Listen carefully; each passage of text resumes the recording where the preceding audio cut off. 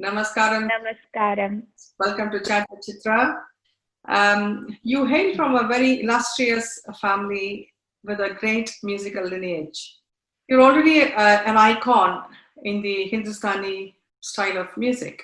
You started music at a very young age. And at what point did you actually realize that this was a passion for you?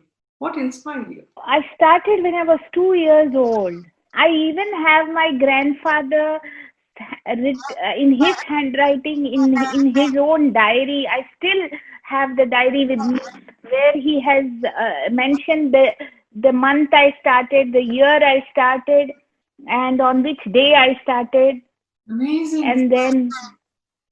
and then he has maintained a record of all that I learned till from 1969 till 74. It's a treasure. Yeah, I have it with me even now, and meticulously marking all the compositions I played and which rag I did, Vistar, did alap and everything, Hmm. built it up. Hmm. And the rest of the compositions I just played. So I had to play all the compositions every day. Amazing. Even as a young child. Yeah. So till 1974. By 1974, he had taught me around 30 ragas. Amazing. So I started off with both. So Uh-huh. in Carnatic, I think from 69 to 69, of course, I think it would only be Saregama Padhanisa because I was too small and, maybe 5 minutes, 7 minutes practice. But I think when I was 4 years old, Hmm. it became serious, really serious. So 2 and 3 was holding the violin and he sitting with me for 5 minutes and then, going away and then coming back. I think 1971, Hmm. I Hmm. think it got serious. So I remember playing some varnams and some even a Kirtanam and all I remember 1971, I remember 71, 72. Hmm. And I have the diary where he is mentioned that all the avarishas and everything that I used to play. And along with that, in 1971 itself, he had started Hindustani for me. Okay. So, and then in 1972, I had given up Carnatic music and I had completely got into Hindi. See, growing up as a young child, how was the ambience inside your house? I would say was very musical. Hmm. And because I was playing the violin, I guess my grandfather had some idea that probably I was talented, or so he was very fond of me. He treated me like from morning till night, even feeding me, then taking me to school, buying me stuff, carrying me, buying me stuff, everything my grandfather would do. He'd tell me stories to put me to sleep. How nice. So if I was sick, Hmm. my grandfather would be with me all the time. He Okay. would tell me stories to make me feel good and, do say some funny things, and I'd laugh Hmm. when I couldn't breathe properly. And he would be with me 24 hours of the day, telling me stories from Panchatantra, Hitopadesha, and all. So for me, my life was my grandfather. Like if I was playing the violin, Hmm. in India, you have to switch on the motor to get the water from the well into the overhead tank. So you need the taking the water. Nobody could switch the motor if I'm practicing. Switch on. Could not switch. Nobody could switch it on. Wow. The noise will disturb me. Music is happening. That cannot happen. You cannot even have the cooker on if I'm practicing. That will make a noise. No noise. She's practicing. And if my mother, as a kid, I'd like to paint my nails and all that. So if my mother got me nail polish, she would tell my mom, her hands are not to wear nail polish. Okay. Okay. She has to play the violin. Don't, she cannot grow nails, So don't let her wear nail polish and stuff. Don't, distract her mind like that from music. Oh, blessed you are. I think he's been one of your strongest influence in your life. Totally. Whatever I am today, however I am, it's all due to my grandfather. My good qualities, my bad qualities, everything in me is because of my grandfather. So nice. So when you Yeah. were growing up, you had predominantly Carnatic music background in your home, right? What actually made you to switch over to Hindustani music? It was my grandfather's decision. He Right. said there is so many Carnatic, the whole siblings, everybody is playing Carnatic. So, he wanted me to be different. And I think he realized that I was pretty talented when I was born itself. He had this Because vision. nobody started at 2 years of age, and I started at 2 years of age. I'm amazed. I think my grandfather decided that that is when he decided that she needs to go to Hindustani because she's maybe very talented, or maybe she will shine better because there won't be much of competition. Yes. Yeah. Very, very interesting. So let me tell you, apart from playing with my aunt and Pandit Jasraj, I have never accompanied any other musician. I have only accompanied Pandit Jasraj and my aunt, Rajam, All in through. my life, all through. Otherwise, I have only played solo concerts. Okay. And that too Pandit Jasraj, because I learned under him. I was learning under him. Hmm. So the 10, 12 years I was associated with him right from the first day when I started learning under him. It was perform with me. Because I was ready by then as a musician. Technically, I was ready. So accompanying him was not a problem for me.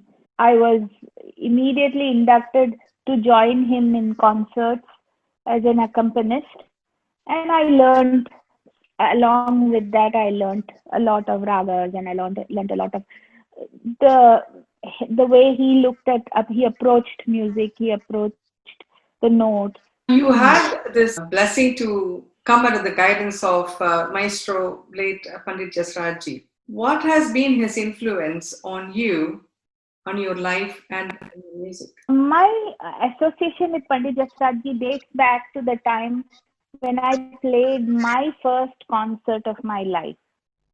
That was when I was 12 years old. Right. So my aunt presented me in concert, which was arranged by Pandit Jasraj. After, so from then on, I have only addressed him as Mamaji. So, and he became a father figure because he would advise me as to what I should do, to Mm. progress. And I lost my father very young, and he would also recommend me for small concerts here and there, and I would go and perform and all that. But when I was 19 years old, when I had finished my college and everything, I took the courage to ask him, "Will you teach me?" Because because I had Zakir Bhai telling me that if you're going to be sounding like your aunt, why would they want to listen to you? They'll listen to her. She's the original. And then after that, it is her daughter, Sangeeta, whom they'll probably listen to. But you have to find your own way. You cannot be copying your aunt. You don't have a standing there. You have to find your own footing. Right. So it stuck to me. That he told me when I was 14 years old, but it stuck to me. And because I was in school and then college and everything, I didn't know what to do. But at the age of 19, I understood what I had to do. So I asked Pandit Jasarji, and he said, "Definitely, I will teach you." So then on, he became my guru. So though I still addressed him as Mamaji always till his end, but he became my guru. And when I So the first thing is about his music, if I have to say. I know his music from when I was 7 years old. From the time I started understanding what I was doing, because I used to come back from school and my grandfather in the radio, though even now I think it's there. There is a program called Anuranjan at Anuranjani. 3:15 to 3:40. Anuranjan. It's there, I think, even today. 3:15 to 3:45 in the radio. And I think it's in Vivid Bharati. Okay. And every day I would listen to that because it had Hindustani music every day, Anuranjan. Okay. So Hindustani classical music, different artists I would listen to. So whenever Pandit Jasraj came and whenever Kishori Amonkar they put there, I would feel if music was so beautiful, this is what I want to do. So my mind was clear that this is the kind of style I want to learn. Hmm. So and then I came to know him. Then I took the courage of asking him. So for me, the most important thing was the music that he presented was Hmm. very pretty and it was very touching. It was beautiful. It was really beautiful. The way he sang. Maybe it was his voice and his rendering and his everything. It was a complete package which I felt was very beautiful. So that was one reason why I went to him. The second reason was his music, I felt was very suited for my instrument. The modulation that he created with the notes, of course, he created with his voice, but I felt I could do it with the violin. Hmm. So it was a period of, I mean, it took me about 6 months of intense work. The way I started after I joined him.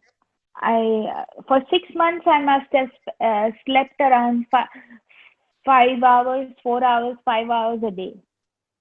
I was totally. I wanted to change the way I played, and I had, because the way he sang, the way I was playing, I needed to kind of make some adjustments with technique, which Hmm. I started thinking about. And then in Hmm. 6 months, I completely changed. I felt that I had changed because I had a radio national program, Hmm. and it was being broadcast on the radio. And luckily, I was staying with Pandit ji at that time in his house. And I just mentioned while we were having dinner that, my radio national program is coming. He immediately called for the radio, and then played it on the radio, and he heard it, and he and his wife they just couldn't believe how much I had changed my music. Amazing. They were out, like they were calling everybody and telling, just listen to her. उसने तो सारा कुछ बदल डाला है. She's playing me completely.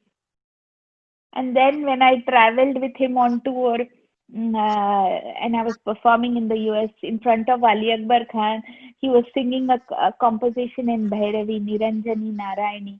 And as he was singing, even I was mind reading what he was singing. Wow. He was going to sing. And I was doing that exactly with him in real time.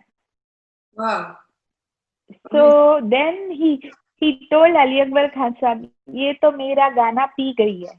She's drank everything. All my music is inside her now. So I thought that was a great, blessing to hear those words from him. Yeah. Yeah, so blessed. Now, these days, music has become more or less like a business. So, speaking of music as a business, what do you tell the young musicians? In addition to the talent, there also requires a huge financial backing for the education and later on as an established artist. So, is there really hope for musicians with very limited means? A really good question which needs a lot of thought today. I have many students who want to take up music as a career. Mm. So, in my case, I would say it was word of mouth. I was probably one of the last few musicians who got around with word of mouth and became well known in my field. Uh, but today, like you also know, you want to. I have only played albums where the recording company has paid me to play. Today, you have to record, you have to pay for it, you have to give them for free, and they will, and even for its promotion, you have to pay. This is how it is. So, I would say that musicians have to change it is not going to be that you're going to find concerts, people will listen to you, call you. No, it's a movement of the social media now. It is only through this. The number one thing is you need to be extremely good at what you do. This half-baked job that I'll do so much. How soon can I get famous? You have to give up on that idea if you want to become well-known. You have to learn because you want to be the best, and you love it. You should love that. You should love what you do, and you have to practice so much that you want to be the best. So true. You have to get that confidence, and only after all this is done can you think of, okay, these are the things I should do. How do I get famous? If you do not have that stuff in you, just social media and everything will take you only to a certain place. After that, you won't make it. So true. You rightly said. Extremely good at what you do. So dedication, discipline, practice, putting in hard work. It is as difficult as getting into med school or becoming an engineer. Like education, to become an engineer, you probably take 20 years, or med school is even more, 20, 26, 27 years. That's what takes. Music also takes. One has to realize that. It is not that by just 4 years I'm in the field, I'm practicing and I'm all ready to perform. No way. Even today, I can tell you, there are so many rags that I don't know, and I'm looking into books and I'm figuring out for myself. This learning never stops. Because when you think you have done so much, there's something, you open a book and you see, oh my God, I don't even know this. I mean, even now I can only say that I've only scratched the surface. I mean, that is the humble nature in you. But you rightly pointed out, you need a proper mindset. You need to give your time and your commitment and, discipline yourself. And more than anything, you need to be passionate in what you're doing, especially if you want you should love what you do. And then after loving it, you should be willing to put in the hard work and the number of hours it takes to get to where you want to be. Absolutely. Yeah. 20, 22 years will fly to become good at this. It's as demanding as becoming whatever other vocation you'd like to take. Yes. But and not only that, you will find many doctors, many engineers, many lawyers, but you can count the number of musicians in your fingers. Exactly. So what does that say? That says this is difficult. This is more difficult than anything else.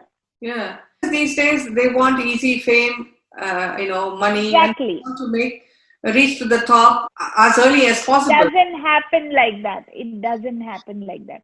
First, you need to be good at what you do. So good that nobody can raise a finger. True. Once you are that, and you know to work with social media and stuff, nobody can stop you. That much I can say. If you know how it works in social media and a bit of public relations, if you can maintain all that, Nobody can stop you in the field so far as you are good in what you do. Mm. Beautifully put. Yes, it's a very, very important message that you have shared. This holds good for any art form, whether it be dance, whether it be music, whether it be becoming a painting or a sculpture, whatever it is. Mm. The passion, dedication, discipline, all these things are necessary. Otherwise, you're never going to get there. So true. Yes. The violin, which is almost the next equivalent to which can replace a human voice or closer to the human voice. I'm intrigued with by the fact that is it equally important to have a great bow for a good sound in the violin? When I was young, let me tell you, I was not playing a very good violin. I was just playing whatever was at home. And my grandfather used to say, if you can create a good sound in this, with this bow that you have and with this violin, which is not good at all, then when you get a good violin, so you learn to bring a good sound out of this violin, then that will be great. Beautiful. There is no point complaining about the instrument. Once you have proper technique, even an instrument which doesn't give a good sound will bring out a definitely moderately sounding good sound. Right. That's very useful information. Yes. Whenever you're performing Kalaji, what is your relationship to your audience? Do you have a certain kind of awareness when you're playing, or you just play for yourself? You forget about the audience totally. How is it? So I have to tell you something. I was probably 19 years old, and I was playing this concert in Mumbai at a 1,000-seater auditorium. Okay. And then I was so excited. It was my full-fledged concert, about 2.5 hours, 3 hours. I'm going to play and all that. And guess what? It was a 1,100-seater auditorium, I think. Wow. And I had 11 people. Sorry, you had 11 people in the auditorium, and I was so disappointed and distraught. So then there was a music critic. His name was Mohan Nadkarni. He's no more. I used to call him Mohan Uncle. He came. He came behind, backstage, and then he told me, when you play today, play for these 11 people.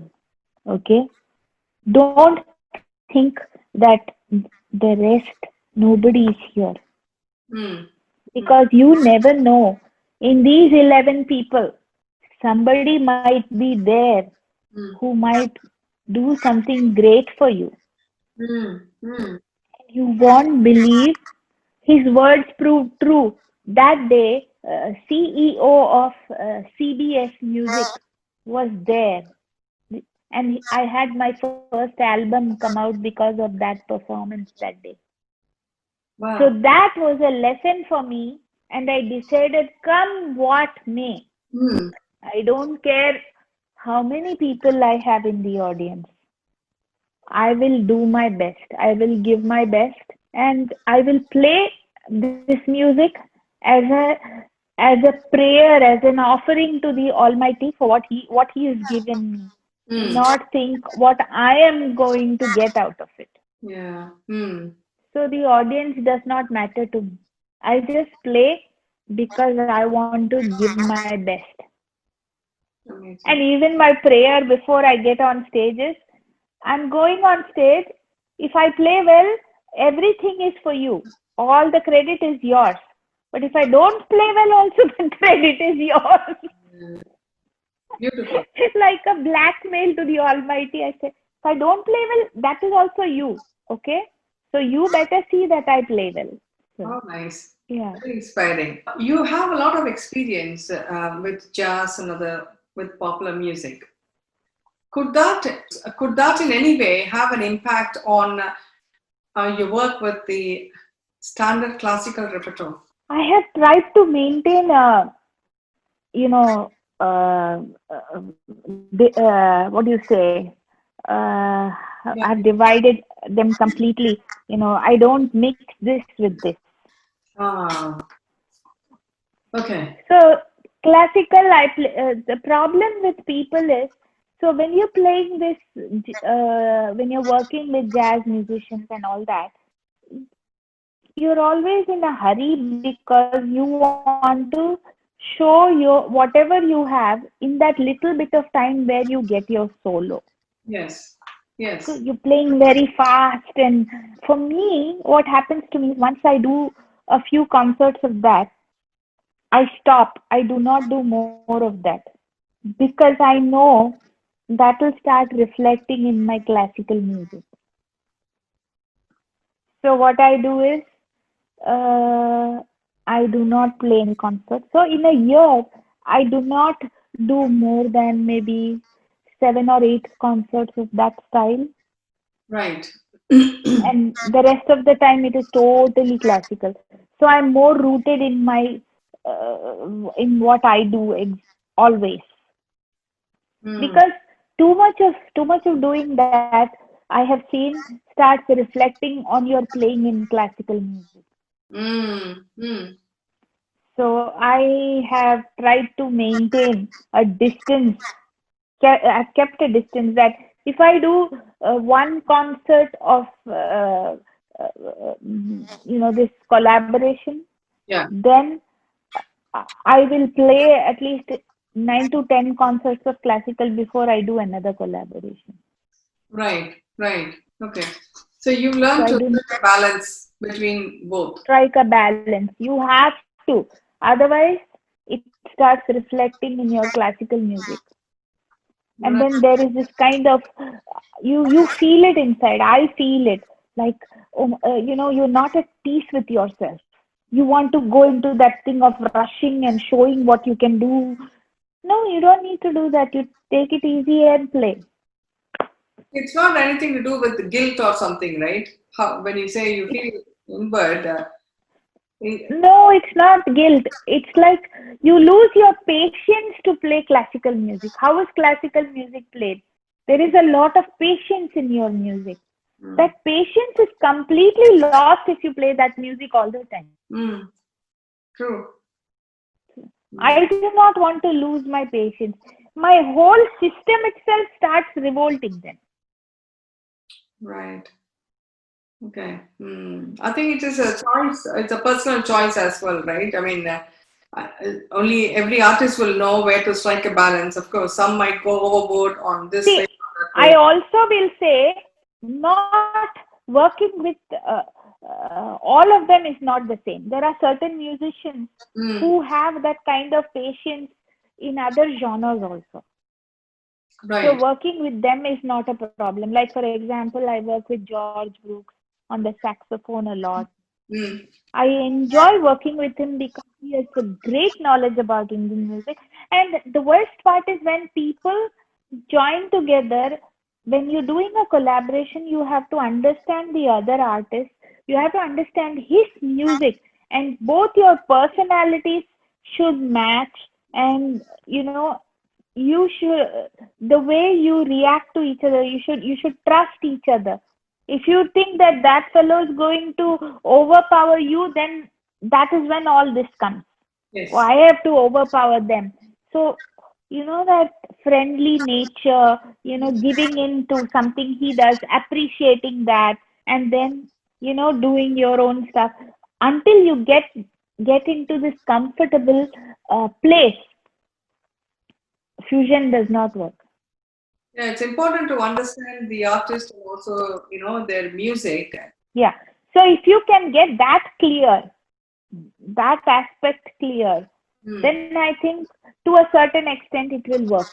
mm, Like when I work with orchestras, it took me 2 years to work with the Danish jazz and classical orchestra right. to go and perform. After that, to go and perform.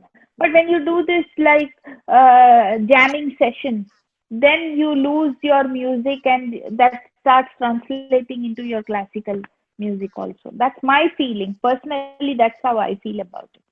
Yeah. Maybe other artists may be different, but for me, I feel that, I start losing my patience. What is it all about being a classical musician to you? Being a classical musician, first thing everybody should understand, this is niche music. This is not popular music. Yeah. So you have to understand that if you're looking at becoming, if you're looking at wanting popularity like a film star, Yeah. Hmm. that is the wrong choice. You should come to classical music only if you love the music so much and I mean, it is not that you will not do well. I have done very well for myself in my field. I mean, I'm quite a contented person. Maybe that's why I feel so. So I lead a happy life and I enjoy the music I play. And I think that reflects in my whatever, in my face. I think I'm happy with what I do. So if somebody wants to be a classical musician, they need to be ready for the hard work and not expect anything in return, Hmm. Hmm. and let the universe decipher what needs to be given to you. Very true. Yeah. It's like Bhagavad Gita. You do what you have to do. Karmanyevadikaraste ma phaleshu kadachana. That is what you have to be if you want to be a classical musician. Very well. Really well put. Yes. What does success actually mean to you? For me, success is relative. If you think you are successful, you are. If I look back from where I came to Hmm. where I am today, I feel I'm successful. I'm happy. You understand? But if I'm going to look at people who are more successful than me, Hmm. Hmm. then I will never be happy. Absolutely. I mean, there's no point comparing with people, and which will just lead to unnecessary frustration and anxiety and Exactly. focus of our. And when you see from where you came and where you are today, you are definitely successful. Yes.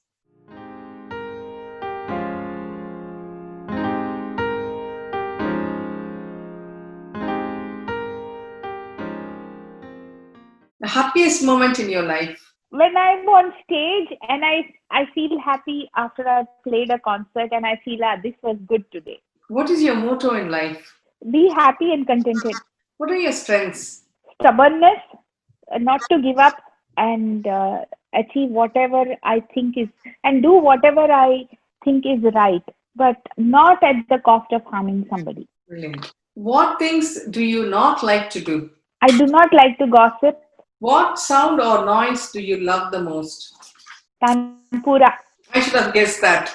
What profession other than your own would you like to attempt? I like to be a musician. In this life, every life, I only want to play music. Most important thing in your life? Is to play the violin every day, be in music, and do my prayers.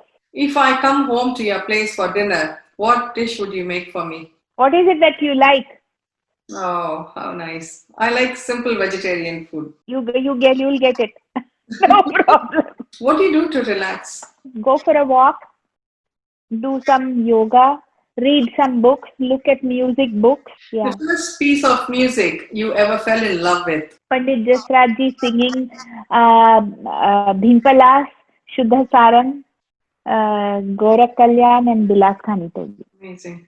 Do you ever get stage fright?